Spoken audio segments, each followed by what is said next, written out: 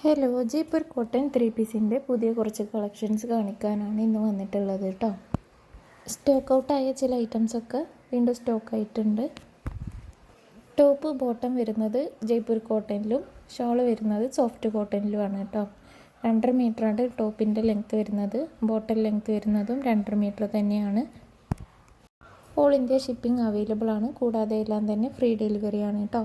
Price വരുന്നത് 790 രൂപയാണ്.